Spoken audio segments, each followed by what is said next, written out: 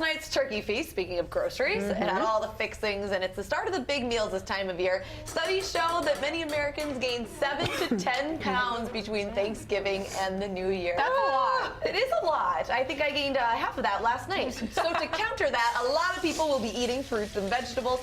But with recent outbreaks of foodborne illness, it has some of us taking some extra precautions. Heather, you had this good question this week, and I'm almost scared to ask it because I'm sure I'm doing it wrong. How much should we wash our produce? A lot more than we already do.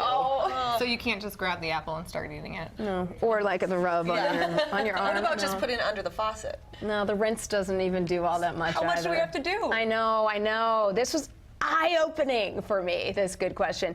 So you really should, you need the friction of your hands, and you really need the water, which is why the rubbing on your shirt doesn't really work. And you really should do it 20 to 30 seconds. I know, it seems like a lot. Well, I'm a huge germaphobe. I mean, I look at an apple and all I see is germs, but so I've always wondered, I wanted to use soap to get that disinfectant going. You and my grandma. She used to wash our apples with soap. But then do they taste like soap sometimes? Sometimes they do, and that's not good. We're not supposed to eat soap, so they really don't recommend so you don't that need you soap. use You can just use water and scrub it. Even those sprays that you can buy at the grocery store, they find that they've done studies on it. They find that water actually, and your hands can really. It surprises me that that will do the trick. What about those fruits and vegetables like bananas and oranges? I mean, you just think, okay, peel off the skin. I know. So like a melon, like a watermelon, like a cantaloupe. You're fine if it's on the inside. Right. No. Right? Oh, no. No, sorry. Another eye opener. So, and I don't want to be really scary here, but there was a bout of E. coli. It was a couple years ago. It was from cantaloupe, and the E. coli was on the outside of the cantaloupe, and they used the knife to cut through, and the knife brought it in. So you really, so you really need to even wash your bananas and your oranges. What about I get this from all the time. The pre-washed spinach. It says it's washed 3 times.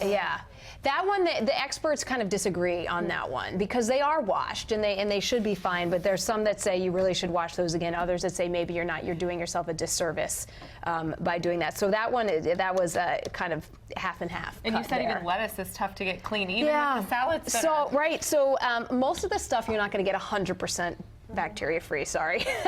But you can get 90%, let's say, off an apple. And that's good because that brings down the bacteria enough that most people with pretty good immune systems will be fine. But there are some things like lettuce, real broccoli, that it can get right in there, and you can't get that. You can't get that out, and that's a problem. And that's a problem within our food system, and it's something they're working really hard on. But that is hard to do. Interesting. Oh.